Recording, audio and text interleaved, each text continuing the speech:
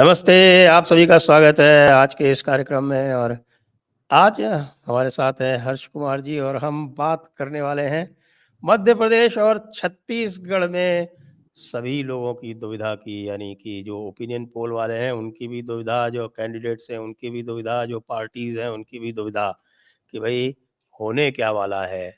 अब मत प्रतिशत तो बढ़ गया है, वो मत प्रतिशत बढ़ के किसके फ़ेवर में जा रहा है, कुछ पता नहीं चल रहा है। तो हर्ष जी बताएँगे हमको। हर्ष जी, मध्य जी प्रदेश में न 2% अधिक मतदान हुआ है, तो अब जी, जी, जी, 2% अधिक नमस्कार। मतदान क्या बता रहा है?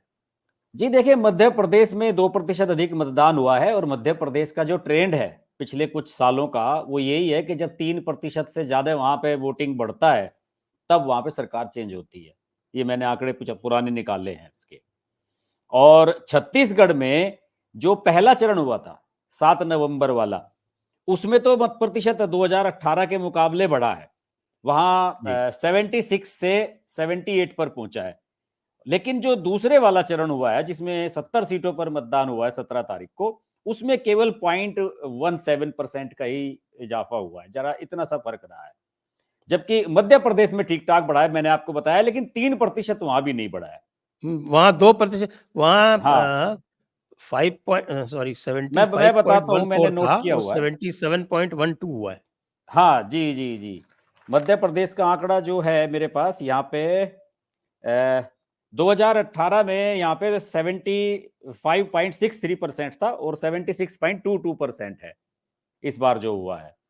तो काफ़ी परेशान हैं लोग और मैं आपको एक मज़ेदार बात से आज शुरुआत करता हूँ कि एक एग्ज़िट पोल करने वाली एक सर्वे एजेंसी है और बड़ी फ़ेमस है।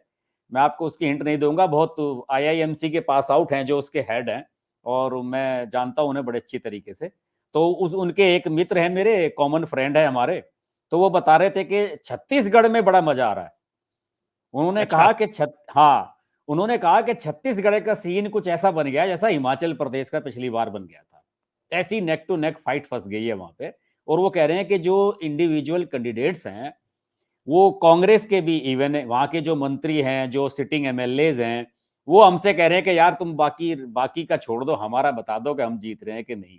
इतने इतने परेशान हैं वहाँ पे लोग। बहुत बहुत अजीबो-गरीब स्थिति में फँसे हुए हैं। और वहाँ पे इस बार जो है जी एक खास बात ये है वहाँ पे कि कॉन्स्टिट्यूएंसीज़ भी छोटी हैं, तो इसलिए वो भी एक समस्या जी, है। जी, जी।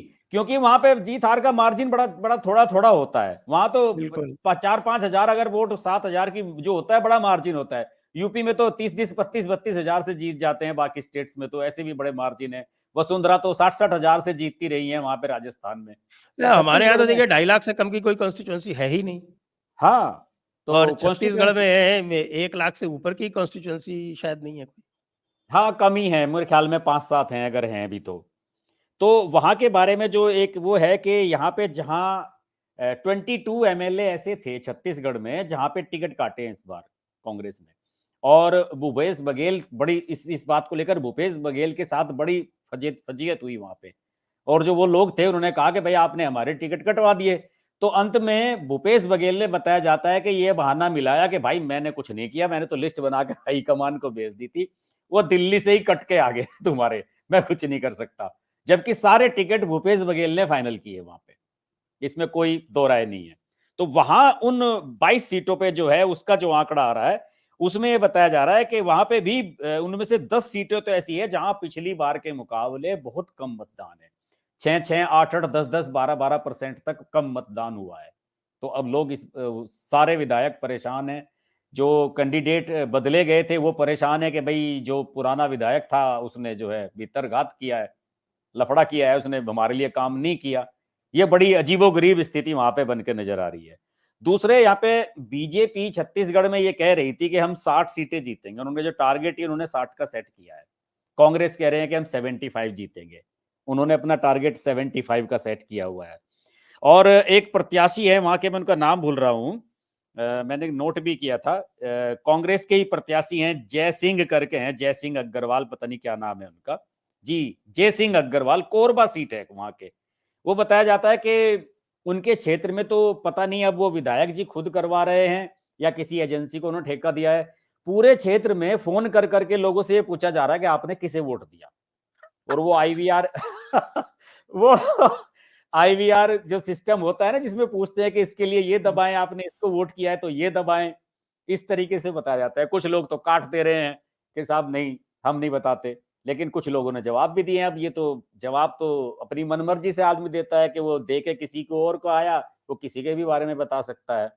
तो छत्तीसगढ़ में बड़ा पेचीदा मामला है, और एग्जिट पोल वाले कह रहे हैं, सर्वे एजेंसी वाले, कि अगर हम चाहें तो 30 तारीख को आएगा ना एग्जिट पोल, वो कह रहा है कि अभी जी हम चाहें तो हमारे पास कई करोड़ रुपए की ऑफर है कि अगर हम डाटा अपना सेल कर दें या अभी आउट कर दें, तो कई कैंडिडेट ऐसे हैं कि मुंह मांगी रकम देने के लिए तैयार बैठे हुए हैं कि भाई हमारा बता दो, हमें औरों का मतलब नहीं है, पर हम जीत रहे हैं कि नहीं। ये स्थिति छत्तीसगढ़ की है, इतना टफ वहां पर चुनाव हो गया है। और मैंने उनसे फिर ये पूछा कि भाई यार चलो, तुम हमें आंकड़े तो बताओ मत, और चुनाव आयोग की जो आचार संहिता है उसके हिसाब से एग्जिट पोल को है चुनाव के खत्म होने तक किया भी नहीं जा सकता, तो 30 नवंबर तक हम भी मजबूर हैं। तो उसने ये कहा कि देखिए, छत्तीसगढ़ में इतना तय हो गया कि बीजेपी की सीटें बढ़ रही हैं पिछली बार से। उन्होंने इससे ज्यादा इशारा तो कुछ किया नहीं, उन्होंने कहा कि पिछली बार बढ़ तो रही है। मुश्किल से 17 सीटें थी तो बढ़नी ही है। 15 थी, पिछली बार 15 15 थी। तो वो कह रहे हैं कि दुगनी से ज्यादा हो जा रही, जो सीन अभी निकल के सामने आ रहा है। लेकिन उन्होंने ये नहीं बताया कि सरकार बनाने की पोजीशन में बीजेपी है या कांग्रेस। तो उन्होंने कहा कि भाई इतना सब हमारे लिए छोड़ दो तुम, बाकी हम अपना अभी कुछ दो तीन चक्र का हमारा सर्वे बाकी है, अभी हम उसको कर रहे हैं। और दूसरा, मैंने आपको जैसे कि मध्य प्रदेश के बारे में बताया कि वहां पर जो ट्रेंड कहता है, पुराना रिकॉर्ड जो मेरे पास है, उसमें मैंने देखा था कि हर बार 2 से 3% मतदान वहां लगातार बढ़ रहा है 2003 के बाद से।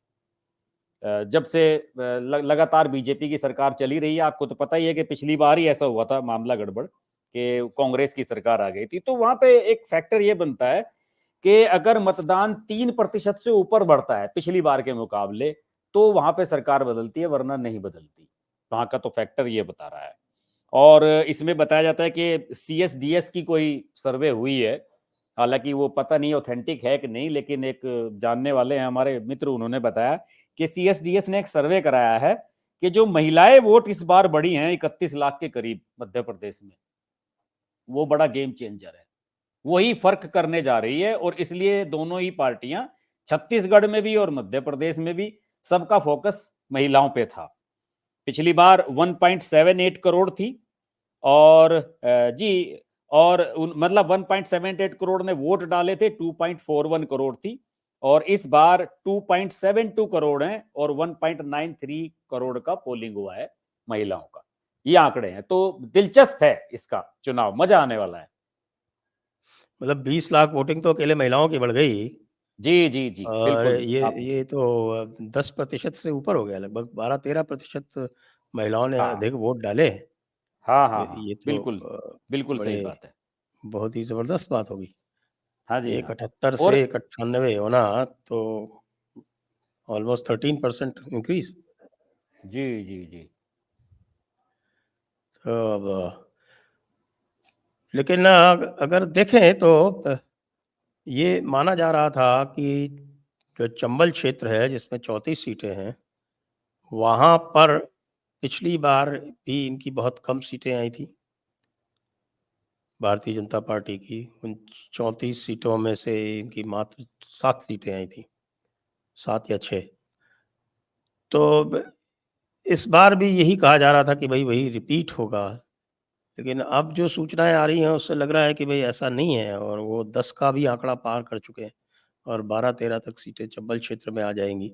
मालवा में पिछली बार इनको बहुत बड़ा लॉस हुआ था, जिसके कारण वस्तुतः ये चुनाव जो हारे थे वो मालवा के कारण ही हारे थे। लेकिन मालवा में ये देखा जा रहा है कि मालवा का जो आदिवासी क्षेत्र है, जो इंदौर डिवीज़न में आता है अधिकतर, और उसमें जो आदिवासी क्षेत्र है मालवा का, उसमें सभी में बम्पर वोटिंग हुई है। वो क्या आदिवासी बताएँ? क्षेत्रों में तो संजय जी कमाल हुआ है। वो जो मैंने बताया कि छत्तीसगढ़ में जो पहले राउंड में हुआ था, 20 सीटें होती हैं छत्तीसगढ़ में पहले राउंड की, सारी आदिवासी हैं। माओवादी इलाके जो, जहां पे नक्सली सारे हैं, वो उन्हीं इलाकों में होती है पहले, और वहां तो बम्पर पोलिंग हुआ है। कुछ सीटों पे तो 90-90% पोलिंग हुआ है। ये बिल्कुल सही बात है। आदिवासी इलाकों में आप सही कह रहे हैं, मध्य प्रदेश में भी बढ़ा है और छत्तीसगढ़ में भी बम्पर वोटिंग हुआ है। अब आपके यहाँ राजस्थान में पता नहीं मुझे कितना सीन है आदिवासी इलाकों का। नहीं, हमारे यहाँ तो नक्सलवाद की समस्या है नहीं बिल्कुल ही। नहीं, आप ये वो आदिवासी इलाके का पूछ रहा आदिवासी हूँ वहां इलाकों में पे। तो यहाँ यहाँ भी अच्छी हाँ पोलिंग होती रही है। हाँ बल्कि हाँ आप हाँ। तो ये आश्चर्य होगा कि जो सबसे टफ इलाका है, जो हमारे यहाँ के जो सबसे टफ इलाके हैं, बाड़मेर, जैसलमेर के, वहाँ सबसे अधिक पोलिंग होती है। आदिवासी इलाकों में मैंने देखा है अमूमन सब जगह बढ़िया पोलिंग होती है। आप देखिए नॉर्थ ईस्ट में 90%, 95%, 85%, इससे कम पोलिंग कहीं नहीं होता है। नॉर्थ ईस्ट वहाँ में देखिए आप उत्सव सब का जगह माहौल बहुत। होता है। ये एक जी जी जी जी। चुनाव उत्सव और होता है, चुनाव जी, और एक उन्हें ये उत्सव के लगता है रूप कि में भाई लिया हम जाता है। जो वोट डाल रहे हैं उसके बदले हमें कुछ मिलने वाला है सरकार से, ये भी बात है। और अभी देखिए वो मोदी जी 15 तारीख को वहां गए थे झारखंड में, बिरसा मुंडा जयंती का जो कार्यक्रम था, तो उसका भी लोग मान रहे हैं कि बड़ा इंपैक्ट होगा। और वहां पे कई जो स्कीम शुरू करने वाले हैं वो खासतौर से आदिवासियों में भी जो बहुत ज्यादा पिछड़े हुए हैं, बहुत बैकवर्ड हैं, गरीब हैं, उनके बारे में 24,000 करोड़ समथिंग की कुछ प्लान लाए हैं वो। मुझे उसकी डिटेल्स नहीं मालूम क्या उसमें है, लेकिन काफी उसमें नई नई चीजें होने जा रही हैं। और देखिए छत्तीसगढ़ में एक चीज और बहुत बड़ा फैक्टर है जो बीजेपी ने जिस पे वर्क किया है। हालांकि यहां पर बहुत देरी से काम शुरू हुआ छत्तीसगढ़ में, जैसे कि वहां ये धर्मांतरण मामला है और क्रिश्चियंस वाला मामला है। इस वाले मामले को लेकर वहां कांग्रेस को नुकसान हो रहा है। दो तीन वहां पर छोटी छोटी पार्टियां हैं, जैसे कि ये हमार राज नाम से एक पार्टी है, एक सर्व आदि दल है। तो ये जो छोटे छोटे दल हैं ये भी कांग्रेस को नुकसान पहुंचा रहे हैं। कांग्रेस इस बात से बड़ी परेशान है। और एक साहू कम्युनिटी काफी है वहां पे, जिसका ये कहना है कि सब कांग्रेस ने हमें उतना रिप्रेजेंटेशन नहीं दिया। आपको पता ही होगा कि ईश्वर साहू की हत्या कर दी गई थी, उसके फादर को टिकट दिया है भुवनेश्वर साहू को, और जो वहां के मंत्री हैं, कृषि मंत्री, उनके सामने टिकट दिया है बीजेपी ने। तो बीजेपी ने इस तरीके से यहाँ चीजों को बाद में जो कहते हैं ना कि थोड़ा सा डैमेज कंट्रोल, जो देर से शुरुआत की, उसकी कोशिश बाद में भरपाई करने की कोशिश की। और आपको याद होगा कि अमित शाह जब गए थे वहां पे, अभी छत्तीसगढ़ में एक सभा थी उनकी, पहले चरण के समय की शायद ये बात है, जब उस समय वोटिंग हुआ नहीं था। तो चुनाव आयोग में गए थे ये कांग्रेस वाले अमित शाह के खिलाफ, कि इन्होंने वो जो ईश्वर साहू वाला मामला उठाया था कि साहब ये सांप्रदायिक दंग उसमें मारा गया था और यहाँ पर तुष्टीकरण का मामला चल रहा है। तो इन्होंने अपील की थी, रणदीप सुरजेवाला और ये अभिषेक मनु सिंह भी चुनाव आयोग में गए थे कि अमित शाह को प्रचार से बैन किया जाए, छत्तीसगढ़ में आने न दिया जाए। ये भी कहा था इन्होंने उस समय। तो छत्तीसगढ़ में कांग्रेस की हवा खराब है, जो चीजें अभी सामने आ रही हैं। जी। तो और बताएं इसमें जो क्या इनसाइट्स हैं आपकी, मध्य प्रदेश देखिए के इस चुनावों में कमलनाथ जी जो हाँ, हैं उनकी कैंपेन कैसी रही? कमलनाथ की कैंपेन ठीक रही है, उनकी सीट सेफ है। जो बताया जा रहा है आंकड़ों के हिसाब से, वो बताया जा रहा है कि ठीक ठाक है उनकी पोजीशन वहां पे। और आंकड़ों का तो काफी कुछ चल ही रहा है। मतदान प्रतिशत कितनी बार कितना बढ़ा है, जो ये मैंने आपको शुरुआत में बताया था कि जब 3% से ज्यादा बढ़ता है तब वहां सरकार बदलती है। ये आंकड़ा कोई मैं पिछले 5-7 साल 10 साल का नहीं बता रहा हूँ, 48 के बाद से जो आंकड़े हैं उनका जो एनालिसिस किया गया है, उस आधार पर ये चीजें निकलकर सामने आई है। और जो लोग कह रहे थे कि शिवराज सिंह चौहान के खिलाफ एंटी इनकम्बेंसी है, एंटी इनकम्बेंसी वाली बात तो किसी ने नहीं कही। कोई नहीं स्वीकार रहा कि एंटी इनकम्बेंसी है, ये तो कुछ है नहीं है ऐसा। इसका मामला कोई वहां पे मध्य प्रदेश में तो नजर नहीं आ रहा है। आदिवासियों वाला फैक्टर बहुत महत्वपूर्ण है वहां के बारे में भी। आदिवासियों वाले इलाके में बढ़िया बढ़िया रुझान देखने को मिला है वहां पे। और वहां पे एक आदिवासी बहुल इलाका है सैलाना, वहां पे सबसे ज्यादा मध्य प्रदेश में 90% पोलिंग हुआ है। ये रिपोर्ट भी आई है इसमें।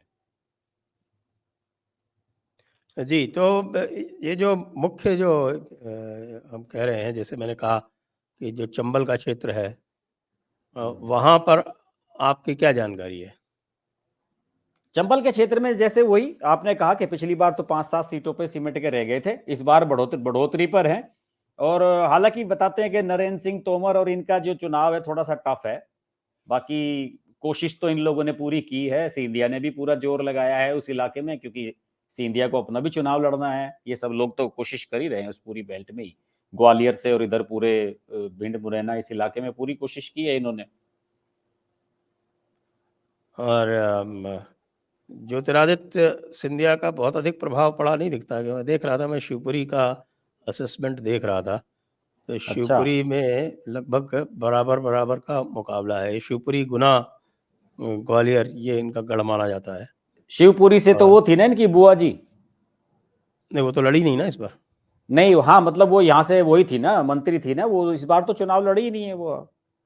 यशोधरा वाली सीट है ना शिवपुरी, तो इस बार तो वो चुनाव नहीं लड़ी। हाँ। और हमारे इनको क्यों लड़ाया गया है, कैलाश विजयवर्गीय जी को? मुझे लगता है कैलाश विजयवर्गीय को खत्म करने के लिए लड़ाया गया है। वो तो एक रिपोर्ट में पढ़ रहा था शायद भास्कर में एक रिपोर्ट छपी हुई है कि बड़ा टफ हुआ है वहां पे तो, और बड़ा नीचे भी रहा है परसेंटेज में भी, बहुत हल्का चुनाव रहा, बड़ा ठंडा रहा है वहां पे तो मामला इंदौर कुछ वन कह बड़ी नहीं टफ सकते। सीट दी गई थी उनको कि हाँ भाई तुम बहुत टफ नेता हो, जरा ये टफ सीट जीत के दिखाओ। जी जी जी, बिल्कुल बिल्कुल। और 2-3 बार एमएलए पहले भी रहे हैं इंदौर से, तो ये तो वो पिछली टफ बार तो सीट इनका दी बेटा गई है। एमएलए था। हाँ, बेटा भी है, उससे पहले ये भी 3 बार एमएलए रहे हैं यहाँ से, हाँ। इंदौर से। पार्षद भी रहे हैं, पार्षद से शुरुआत की थी इन्होंने, तो बेटे का तो टिकट काट ही दिया था। वो तो बैटिंग करने वाले उसमें मामले में कट गया उसका, तो उसने तो हरकत ही ऐसी कर दी थी कि वो तो नाकाबिले बर्दाश्त वाली पोजीशन थी। कैलाश विजयवर्गीय का मुझे लगता है कि ये अंतिम है मामला, और इस बार चुनाव में कई लोगों का लग रहा है कि मुझे अंतिम ही लग रहा है, जैसे कि उधर विजय राजे का मुझे लास्ट लग रहा है, रमन सिंह का भी बिल्कुल लास्ट ही हो जाएगा। पता नहीं जीतेंगे तो भी चीफ मिनिस्टर पता नहीं बनने के चांस हैं या नहीं, कोई संभावना नजर नहीं आ रही उसमें। और यहाँ पे मुझे लग रहा है कि इनकी भी स्थिति ऐसी नजर आ रही है, इनका भी कोई चांस फेयर नहीं नजर आ रहा जीतने का। टफ है मामला। और जो मध्य भारत वाला जो क्षेत्र है, जिसमें से शिवराज सिंह चौहान भी आते हैं, 38 सीटें हैं उसमें, उसमें तो हैवी पोलिंग है, Bharatiya Janata heavy heavy polling है, पोलिंग है भारतीय वहां जनता पे, पार्टी उसमें बहुत स्ट्रांग लग रही है। बहुत स्ट्रांग है वहां पे। शिवराज सिंह चौहान वाली सीट पे तो 84% पता नहीं समथिंग के करीब मतदान हुआ, शायद 80% के आसपास पहुंचा है वहां पे, तो बढ़िया। और नंबर 1 है, जितनी भी मैं देख रहा था हॉट सीट्स हैं वहां की, 20-22 के करीब हॉट सीट थी, सबसे ज्यादा पोलिंग शिवराज सिंह वाली सीट पे हुआ है, बुधनी पे हैवी पोलिंग है वहां पे। और शिवराज सिंह चौहान, इसमें कोई डाउट नहीं है कि अगर हारेंगे भी तो रोहित शर्मा बनेंगे। नहीं, शिवराज सिंह तो मतलब नहीं हार रहे, वो किसी भी नहीं, हालत मेरा में नहीं मतलब है कि हारते। अगर सरकार नहीं बनती है तो भी हाँ। उन्हें मतलब ये माना जाएगा कि चलिए इतनी खराब परफॉर्मेंस नहीं रही, उनका निजी प्रदर्शन बढ़िया है जहां जहां पे वो फोकस कर रहे हैं। उन्होंने तो कहा था कि मैं 180 सीटों को कवर कर लूंगा, 165 के करीब सीटों पर तो वो गए भी हैं, चक्कर भी लगाए इन्होंने मेहनत तो अगले ने पूरी की है, उसमें तो जी जी कोई जी। संदेह की बात ही वही नहीं तो है मैं कि कह रहा हूँ कि मेहनत में। रोहित शर्मा ने भी अपनी तरफ से मौली मेहनत तो पूरी की थी, लेकिन वो क्या करें, वो टीम एफर्ट है, सब सब चीजें क्लिक नहीं हो पाई तो मिस हो जाती हैं चीजें। और इस बार, पिछली बार जो है वो विंध्य क्षेत्र में बहुत अच्छी परफॉर्मेंस थी। ये जो विंध्य का क्षेत्र है, जो ये आपके रीवा के आसपास का जो क्षेत्र है, इसको विंध्य कहते हैं। इसकी 30 सीटें हैं, उस 30 सीटों में से 21 सीटें जीती थी इन्होंने। इस बार बता रहे हैं कि शायद विंध्य में थोड़ी सीटें का घाटा होगा, ऐसा ऐसी तो कोई रिपोर्ट नहीं मैंने देखी कहीं और इस तरह का बुंदेलखंड तो। तो इनका स्ट्रॉन्ग होल्ड रहा है। हाँ, बुंदेलखंड में बुंदेलखंड में तो बल्ले बल्ले है, बुंदेलखंड में तो फर्स्ट क्लास है, और मेरे ख्याल में शायद सबसे ज्यादा सीटें वहीं से आएंगी, उसी इलाके से आएंगी। हाँ, 26 सीटें ही हैं वैसे वहाँ, इतनी ज़्यादा वो हम्म। सीटें हैं नहीं। सबसे ज़्यादा सीटें तो मालवा में है, 66। लेकिन आप देखिए ना कि जहां जहां 4-4, 5-5 सीटों पे जो है सरकारें बन जा रही है, वहां 26 सीटें एक जगह से एक चंक एकदम से इकट्ठा आ जाना मायने रखता है, ये फायदेमंद जो तो रहता ही है आपका इसमें। बुंदेलखंड और मध्य भारत वाला जो क्षेत्र है, ये 26 और 38 सीटें हैं। ये इसमें कितना ये स्वीप करते हैं उसके ऊपर सरकार डिपेंड करेगी। देखिए बुंदेलखंड का महा तो जो इलाका यूपी में पड़ता है, ये झांसी वगैरह, यहाँ पे भी ये क्लीन स्वीप ही करते हैं, 10 में से 9 सीटें जीत ली, 8 में से 7 सीटें जीत ली। यहाँ तो पूरी बेल्ट ही ऐसी है, हाँ, वो बीजेपी का कुल बड़ा 24 स्ट्रांग सीटें ही होल्ड हैं, है। वैसे बहुत ज़्यादा है नहीं उसमें, हम्म। उत्तर प्रदेश में, बुंदेलखंड में। हम्म। पहले तो ये 4 ज़िले हुआ करते थे, झांसी, जालौन, हमीरपुर और बांदा। जी, अब उसमें कई सारे ज़िले बढ़ गए हैं, जो वो सब हमीरपुर में इन्हीं में से से बने हुए महोबा हैं, बन गया ललितपुर है, वगैरह। हाँ झांसी में से ललितपुर बन गया है, जी और जी। आपका बांदा में से चित्रकूट बन गया है। तो मैं तो ये बुंदेलखंड तो मैं बचपन में रहा हूँ, पिताजी पोस्टेड अच्छा थे बांदा ज़िले में, तो हम अच्छा। जाया करते थे। ये मध्य प्रदेश वाला जो बुंदेलखंड का जो क्षेत्र है, हाँ हाँ। छतरपुर, पन्ना, अच्छा, तो यहाँ पे तो बड़ा इस ही इलाके में तो आरएसएस वालों की बाहुबलियों का शाखाओं इलाका का हुआ बड़ा करता है। प्रभाव है। यहाँ पे आरएसएस वालों की बाहुबलियों का शाखाओं का इलाका बड़ा हुआ करता प्रभाव है ये। है जी? जी। मैं कह रहा हूँ कि यहाँ पे आरएसएस वालों की शाखाओं का बड़ा प्रभाव है। यहाँ के जितने भी कॉलेज हैं, इंटर कॉलेज हैं, डिग्री कॉलेज हैं, उसमें आरएसएस वाले रेगुलर अपने कार्यक्रम कराते हैं। वहां पे सुबह प्रार्थना के समय शाखाएं लगाने का इस पूरी बेल्ट में मैंने देखा है कि बहुत जबरदस्त प्रभाव है आरएसएस वालों का। जी, जी, जी। तो और आपका क्या इसमें ऑब्जर्वेशन है कि चुनाव के बाद फिर क्या होगा? मुख्यमंत्री पद किसको जाएगा देखिए मध्य प्रदेश में? मुझे तो मध्य प्रदेश का शिवराज सिंह चौहान के अलावा और कुछ नजर नहीं आ रहा अभी फिलहाल। अगर जीतते हैं और ठीक ठाक सीटें आ जाती हैं तो शिवराज सिंह चौहान को अवॉइड नहीं कर पाएंगे ये अभी। क्योंकि देखिए अब आप बताइए ना कि कहानी तो उल्टी होने लगी है ना। वहां देखिए येदुरप्पा को कैसे हटाया था और आज सारी पार्टी येदुरप्पा को दे दी है वहां पे। उसके बेटे को बना दिया, जो एलओपी है वो भी उनका खासम खास बना दिया।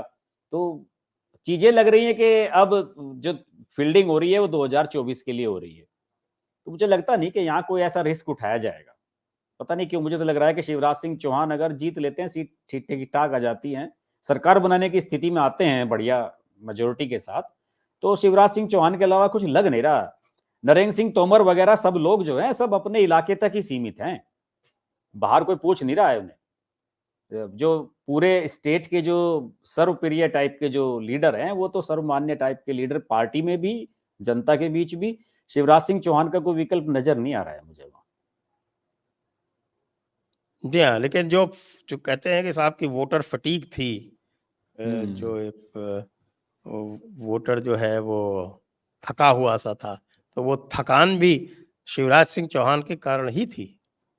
नहीं देखिए अब आप ये बताइए कि मध्य प्रदेश में जब पिछली बार 75% के करीब पोलिंग हुआ था तो उस समय हेडलाइंस मेरे ध्यान है अखबारों में लगी थी कि मतदाताओं ने दिखाया जोश, जोशीला मतदान।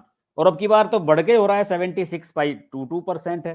फिर कैसे मान लें कि इस बार क्या जोश ठंडा हो गया? इस बार अब की बार तो वोट परसेंट बढ़ा ही है। तो मेरा तो मानना है कि ऐसा तो कहीं कुछ है नहीं, लोगों को लगता ही है। और देखिए प्रवृत्ति अलग तरह की होती है। जहाँ पे हिंसा, लड़ाई झगड़े, फसाद होते हैं उसको ज्यादा लोग हाईलाइटेड मानते हैं, लेकिन एक वोटर है, आज की प्रवृत्ति है आज के माहौल में कि वोटर जाता है चुपचाप अपने वोट देकर चले आता है। और इधर इनका तो ये मानना है कि चूंकि महिलाओं का प्रतिशत बहुत ज्यादा बढ़ा है, उस हिसाब से तो महिलाओं को तो एक साइलेंट वोटर होते हैं, चुपचाप गई शांति से वोट डाल के अपना घर आ गई। तो इसी वजह से थोड़ा सा लगता है कि माहौल ठंडा है, लेकिन ऐसा नहीं, आंकड़े तो ऐसे नहीं बता रहे। अगले दिन तो ये आंकड़ा काफी बढ़ गया था, 77 प्लस हो गया था, 77 78 के आसपास पहुंच गया था, 2% का इजाफा हो गया था। काफी बड़ा था ये आंकड़ा। 77.12 है, मैं बता रहा हूँ ना वो। हाँ जी जी जी, 77.12 हो गया था, सही कह रहे हैं आप। तो ऐसा कोई ठंडा माहौल है तो नहीं, नजर तो नहीं आ रहा। अभी देखिए एक रिपोर्ट में पढ़ रहा था कि वहां की छत्तीसगढ़ की, कुछ लोगों ने कहा कि वो छत्तीसगढ़ में सेकंड राउंड में कम पोलिंग हुआ, उनकी वजह एक एक्सक्यूज ये दिया गया कि साहब छठ की पूजा चल रही है और छठ पूजा की वजह से जो है हुआ। लेकिन फिर जब छठ पूजा की वजह से हुआ तो फिर महिलाओं ने इतने वोट कैसे डाल दिए? छठ की पूजा में तो महिलाएं रहती हैं, महिलाओं का वोट कम होना चाहिए था, महिलाओं का वोट मध्य तो हर प्रदेश सीट का पे जो बढ़ गया। फाइनल आंकड़ा है, जी फाइनल आंकड़ा मध्य प्रदेश का है 77.15। हाँ, 77.15 ये अगले दिन और सुबह आया था। और जी छत्तीसगढ़ फेज 2 का है 75.88। हाँ, वो तो मैंने आपको बताया ही, 75 के करीब ही है उसका। तो लेकिन उसमें जो कह रहे हैं ना कि साहब ये छठ की पूजा का त्योहार था और ये सब चीजें थी, इसका फर्क है नहीं, ये सब कहने की बातें हैं। जिसे वोट डालना होता है वो पहले वोट ही डालता है। और लोग जागरूक हो गए, अब तो हर जगह ही वोट डालने की टेंडेंसी बढ़ी है। ऐसे बहुत कम स्टेट हैं जहां पिछली बार से कम मतदान होता हो, बहुत कम स्टेट मैंने देखे हैं। पिछली बार से 1-2% बढ़ ही जाता है। देखिए चुनाव आयोग कितनी कोशिशें करता है, कहीं किसी क्रिकेटर को लिया है प्रमोट करने के लिए, फिल्म स्टार को लिया है, बहुत सारी चीजें सुविधाएं बढ़ा दी गई हैं, बूथ बढ़ा दिए जाते हैं तो आराम से वोट डल जाता है, आदमी को ज्यादा देर तक लाइन में नहीं लगना पड़ता। ऐसा कोई मौसम, कोई गर्मी का मौसम नहीं था इस समय। छत्तीसगढ़ मध्य प्रदेश दोनों जगह ही प्लीजेंट मौसम है, टेम्परेचर बिल्कुल नॉर्मल है, तो ऐसी भी कोई दिक्कत वाली बात नहीं थी। तो ठंडा बिल्कुल नहीं है और जोश खरोश से हुआ है। लेकिन हाँ ये जरूर है कि अब जो वोटर है वो वोट डालता है, और अब तो हर चुनाव में ऐसा होने लगा है। आप बताइए ना कि उत्तर प्रदेश में कितने भारी अंतर से जीती बीजेपी, लेकिन वहां भी लोग कह रहे थे कि क्लोज फाइट है, वहां भी कह रहे थे लोग कि स्पष्ट हो नहीं पाता। वो तो एग्जिट पोल जब तक नहीं आ गए तब तक लोगों ने माना ही नहीं कि यहाँ बीजेपी सरकार बना रही है, और एग्जिट पोल से भी ज्यादा सीटें आई थी। एग्जिट पोल वाले तो 250 250 तक सिमट गए थे, वहां 275 पार कर गए थे योगी आदित्यनाथ। जेडी का एग्जिट पोल बिल्कुल एग्जैक्ट था उत्तर प्रदेश में।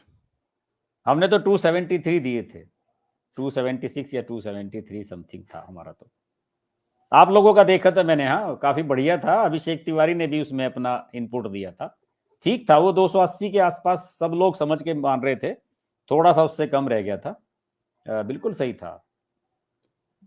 तो आप लोगों ने अभी तो तैयारी कर ली होगी, अब आप भी तो बताइए अपनी कि जेडी का जो पोल है उसकी भी तो इनपुट्स आ गए होंगे आपके सामने। छत्तीसगढ़ इनपुट्स मध्य तो आ रहे हैं, प्रदेश प्रोसेस कर रहे हैं, लेकिन वो आपकी बात सही है, वो पहले भी है कि मध्य प्रदेश और छत्तीसगढ़ जो है वो दोनों फंसे हुए से ही चुनाव दिख रहे हैं। उसका बिल्कुल एग्जैक्ट आप जो है वो छाती ठोक के कह सको कि ये जीतेगा वो जीतेगा, वो वाली स्थिति नहीं है। वो वाली स्थिति नहीं है जैसे राजस्थान में हम कह सकते हैं बिल्कुल स्पष्ट। अच्छा, राजस्थान में तो क्या 150 सीटें आ रही हैं क्या बीजेपी की? अब वो एग्जैक्ट कितनी आएंगी वो तो अगर बाद में पता चलेगा, लेकिन ये स्पष्ट है नहीं, राजस्थान टू में बी कि भाई फ्रैंक, मतलब आप इस समय क्या देखते हैं? इस समय राजस्थान में आप बैठे हैं, आप तो रोज कुछ ना कुछ आपके सामने वहां चीजें होंगी, तो आप क्या मोटा मोटा अनुमान इस समय क्या देखते हैं? अभी तो पोलिंग हुआ नहीं है, आज की स्थिति में क्या राजस्थान में देखते तो हैं? क्लीन स्वीप है। जी जी, सही कह रहे हैं आप। राजस्थान में थैंक्स टू अशोक गहलोत ने इसको बिल्कुल नो कॉन्टेस्ट बना दिया है। नो कॉन्टेस्ट मतलब कि कांग्रेस जो है उन्होंने जो है वो पूरी कॉन्टेस्ट से बाहर कर दी है। नहीं और तो इसमें मेन उनका बस मेन एक फैक्ट ही मेन है उद्देश्य, उनका उद्देश्य भी ये था कि भाई वो जो एक पुरानी कहावत होती है ना कि भाई कि खाओ नहीं तो ढोल दो, कि भाई हमारे क्या है, हमें तो सचिन पायलट को खत्म करना है, कांग्रेस चाहे जीते चाहे हारे इससे कोई फर्क नहीं पड़ता, कि हमें सचिन पायलट को बाहर करना है पार्टी से। वो पूरे 5 साल इसी प्रयत्न में लगे हैं क्योंकि सचिन पायलट को कैसे बाहर निकाला जाए और मेरे बेटे का जो रास्ता है वो सुनिश्चित किया जाए।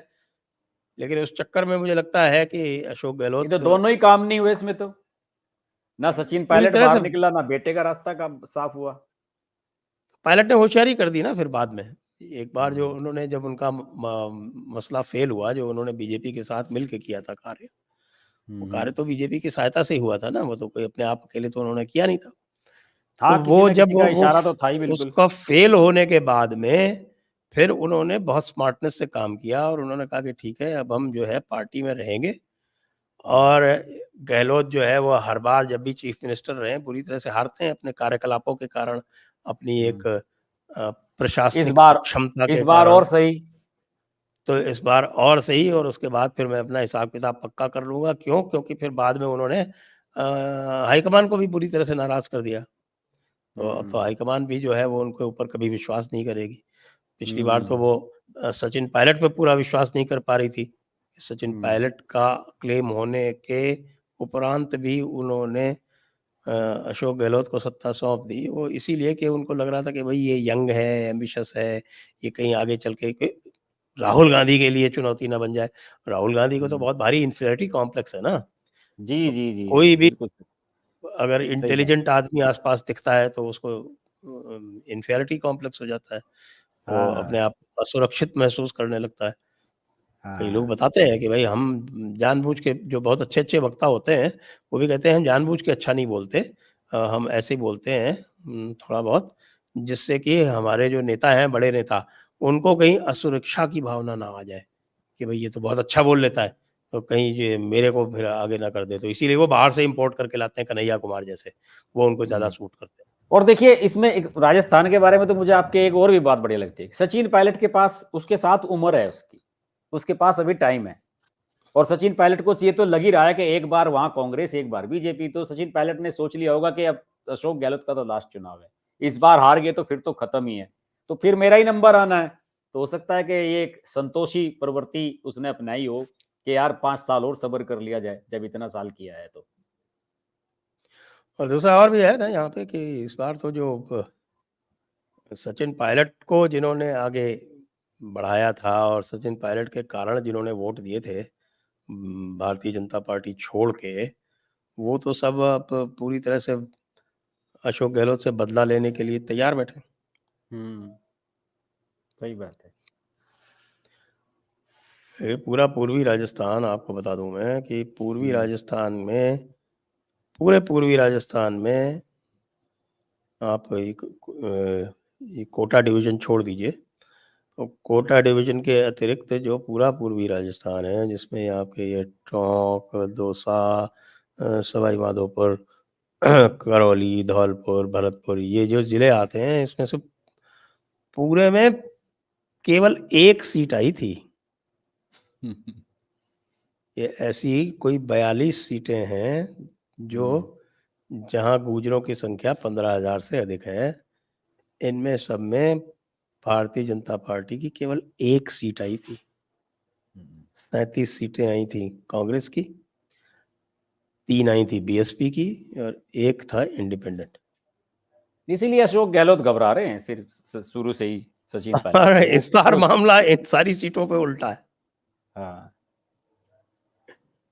तो ये तो यहीं से इनका सफाया तो यहीं से होगा। और चूंकि एक जगह ये सबको पता है कि भाई इनका सफाया होना है यहाँ पे, तो फिर बाकी सीटों पे भी पूरे माहौल पे फर्क पड़ता है,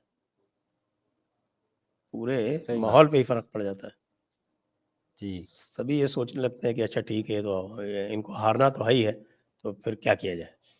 हाँ, तो इसका मतलब यही मान लिया जाए कि जो तीनों स्टेट्स हैं, तीनों स्टेट्स में स्पष्ट केवल राजस्थान ही है हिंदी भाषी बेल्ट जो है पूरी। मध्य प्रदेश और जी छत्तीसगढ़ में तो हाँ, सब ऐसे स्पष्ट तो राजस्थान ही है, बाकी तेलंगाना का भी कुछ अभी स्पष्ट नहीं हो रहा। अच्छा, तेलंगाना में हमने इस बार वर्क किया भी नहीं, तो हम कह भी नहीं सकते। तेलंगाना को तो सबने भगवान भरोसे छोड़ दिया है कि साहब चलने दो, जैसे चल रहा है वहां पे तो वही बीआरएस ही चलेगा। वहां तो बस बीजेपी की एक ही लाइन बीजेपी ने पकड़ लिया कि कांग्रेस नहीं आनी चाहिए, बाकी उन्हें कोई इसमें दिक्कत नहीं नजर आ रही। हाँ, लेकिन ओपिनियन पोल्स तो कह रहे हैं कि भाई कांग्रेस वहां पर बहुत उछाल मार रही है। उछाल भी मारे, लेकिन वो बात ये है ना कि सेकंड लार्जेस्ट पार्टी बनेगी और इससे ज्यादा उछाल क्या मारेगी। सरकार बनाने की पोजीशन में तो मैंने किसी रिपोर्ट में नहीं देखा कि कहीं कांग्रेस आई हो। काफी पीछे रह जा रही है उस मामले में। तो सरकार तो बना ही ले रही है बीआरएस, और बीजेपी का अपना कोई ग्राउंड है नहीं वहां पे। और बीजेपी ने अब एक चीजें और सोच ली है। इनका ये मानना है कि जो विधानसभा के नतीजे हैं वो लोकसभा को ज्यादा प्रभावित करते नहीं है, समीकरण सेट होना चाहिए। और तेलंगाना में हम इस बार भी 4-5 सीटें निकाल लेंगे, इन्हें इसका फिर भी कॉन्फिडेंस है कि हम निकाल लेंगे लोकसभा की। ये तो है, ये देखा गया है पिछले विशेषकर 2013 के बाद से लगातार मैं देख रहा हूँ कि जो विधानसभा की जो पोलिंग होती है और जो लोकसभा की पोलिंग होती है, उनमें भारतीय जनता पार्टी के हिंदी भाषी क्षेत्रों में तो 10% का अंतर रहता है। यानी बिल्कुल लोकसभा में उनको 10% मत अधिक मिल रहे हैं, और ये कंसिस्टेंट लगातार। बिल्कुल बिल्कुल बिल्कुल बिल्कुल 7 से 10% है, बढ़ भी रहा है, कहीं कहीं बढ़ जाता है। अच्छा, मैं आपसे बार बार एक सवाल पूछना भूल जाता हूं, क्योंकि हमारी पहले चर्चा नहीं होती थी इस मुद्दे पे। ये वैभव गहलोत जो हारा था यहाँ से, जोधपुर से, इसका क्या वो था, फैक्टर क्या था? अशोक गहलोत का मतलब क्या, कहाँ फेल हुई थी, क्या क्यों नहीं जिता पाए थे बेटे को? नहीं, देखिए, अशोक गहलोत के आप हिस्ट्री में जाइए। अशोक गहलोत 1977 में सबसे पहले लोकसभा चुनाव लड़े थे जोधपुर से, और उस समय सबसे बड़े जो लीडर हुआ करते थे मारवाड़ में, वो होते थे परसराम मदेरणा। 1980 में इनको दोबारा टिकट मिला, तो ये परसराम मदेरणा के इनके ही बलबूते पर ये जीते थे। और बाद में भी जब ये लड़े हैं, तो परसराम मदेरणा ने ही इनको सहायता की थी, तब ये लोकसभा का चुनाव जीतते थे। तो परसराम मदेरणा बड़े पूरे प्रदेश के सबसे बड़े जाट नेता थे। ये दो ही हुआ करते थे, परसराम मदेरणा, नाथूराम बिरधा, आपस में रिश्तेदार थे। तो वो बाद में नाथुराम मिर्धा की वो पोती है ज्योति मिर्धा, क्या है? नाथूराम बिरधा की नहीं है, वो परसराम मदेरणा की कौन सी, ज्योति मिर्धा? ज्योति हाँ, मिर्धा, ज्योति मिर्धा। ज्योति मिर्धा है। वो तो दिव्या मदेरणा, वो तो दिव्या दिव्या है शायद। मदेरणा, वो परशुराम मदेरणा की पोती है। हाँ। तो हुआ क्या कि जब 1998 में परशुराम मदेरणा का नंबर आया चीफ मिनिस्टर बनने का, तो उनकी पीठ में छुरा घोंपा अशोक गहलोत ने। चुनाव अशोक गहलोत के नाम पे नहीं लड़े गए थे, चुनाव परशुराम मदेरणा और नवल किशोर शर्मा को आगे रख के लड़े गए थे, और ये था सबको कि भाई इनमें से दो में से कोई बनेगा। वो पुराने लीडर्स थे कांग्रेस के। तो जब इन्होंने 1998 में सत्ता हथियाई और उसके बाद धीरे धीरे पूरे मदेरणा वंश को और मिर्धा वंश को इन्होंने साइडलाइन करने का एक प्रयास किया, तो पूरा का पूरा जाट जो था वो इनसे रुष्ट हो गया। एक बात। दूसरी बात कि जब डीलिमिटेशन हुआ, तो डीलिमिटेशन में 2 राजपूत बाहुल्य कॉन्स्टिट्यूएंसी, विधानसभा कॉन्स्टिट्यूएंसी जुड़ गई जोधपुर क्षेत्र में। अच्छा।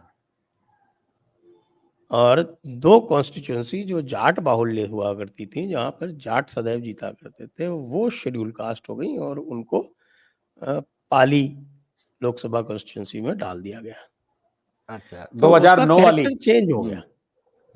तो वो जो कॉन्स्टिट्यूएंसी है आपकी जोधपुर कॉन्स्टिट्यूएंसी, उसका कैरेक्टर चेंज हो गया। तो अब जो ये जाट इनको पसंद नहीं करते, क्योंकि महिपाल मदेरणा का जिस तरह से पूरा कार्यक्रम हुआ है, या आपके इनका मलखान बिश्नोई का जो भी हुआ, तो उसको लेके जाट और बिश्नोई तो एक तरह से तलवार बांधे बैठे कि किसी तरह से मौका मिले तो बस अशोक गहलोत का पूरा कार्यक्रम कर दें।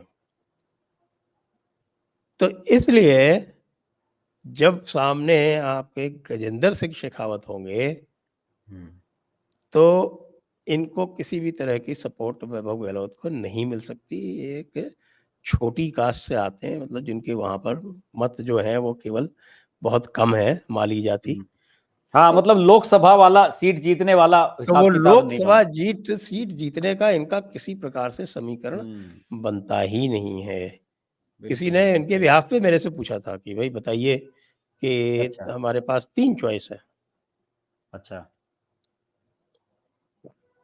जोधपुर, राजसमंद और जालौर।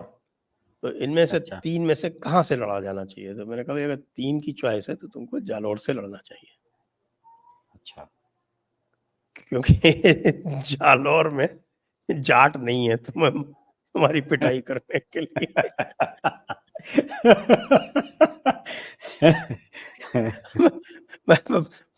बाकी सब जगह है। राजसमंद कॉन्स्टिट्यूएंसी भी बड़ी अच्छा, अजीब सी कुछ बनी कुछ हुई है। लोगों का ये कहना है कि साहब वसुंधरा की शादी जाट घराने में हुई है, इसलिए जाट बीजेपी के तरफ रहते हैं। कुछ लोग ये कहते हैं। ऐसा होता तो पिछली बार क्यों जाट इनको अपोज करते? हाँ, मैं यही तो पूछना चाह रहा हूँ कि मैंने कहा कभी इसी जो इसमें जाटों का कितना जो दम है? बैरोमीटर है, जो हाँ। जाटों का बैरोमीटर है, वो आपके नागौर जिला, सीकर जिला, झुंझुनू जिला, ये जाटों के बैरोमीटर है। हाँ, बिल्कुल सही बात है। और नागौर तो है ही खास। साफ देखिए कि इनमें सब में मिला के 1 सीट झुंझुनू में आई, सीकर में 0 आई। सीकर में 7 सीटें हैं, उसमें से 0। झुंझुनू में 8 सीटें, उसमें से 1। और नागौर में 10 सीटें हैं। तो मुझे लगता है नागौर में भी इनकी शायद 1 सीट आई 2-3 पूरे तो जिले शायद में। वहां पे हनुमान बेनीवाल की है, शायद 2 या 3 कितने हैं? 2 हनुमान बेनीवाल की हैं नागौर जिले में, हाँ, हाँ, और हाँ। 1 उसकी वो है भोपालगढ़, जो कि जोधपुर जिले में। तो पूरे जाटों के जो गढ़ माना जाता है, वहां तो बीजेपी साफ हो गई थी पिछली बार। तो मुझे लगता है कि गहलोत साहब का फोन इस बार भी आएगा आपके पास कि इस बार कहां से लड़ा जाए, या पता नहीं बेटे को टिकट मिलेगा या नहीं। 24 की तैयारी शुरू हो जाएगी अब तो, चुनाव खत्म होते ही बेटे को तो किसी ना किसी तरह से लड़वाना ही है, क्या करें। अपने आप लड़ेंगे या क्या बेटे को लड़वाएंगे, क्या करेंगे फिर? तो बेटे को सरकार तो बन अगर नहीं रही लड़ना है। है तो उसे रिपीट करना पड़ेगा, उसे जोधपुर से ही लड़ना पड़ेगा और कोई सीट इनको मिलने वाली नहीं है। हाँ, तो फिर तो वहां तो हारेंगे फिर तो। आपने और वहाँ समीकरण ये जो बताया निश्चित उस हार हिसाब ही से तो मानिए, निकलेगा। उससे अतिरिक्त और कुछ होने वाला है नहीं वहाँ पे। जी। तो आज की चर्चा को फिर यहीं पर विराम देते हैं। जी जी। तो सभी दर्शकों को बहुत बहुत धन्यवाद, हर्ष कुमार जी को बहुत बहुत धन्यवाद। जय हिंद, जय भारत, वंदे मातरम। नमस्कार।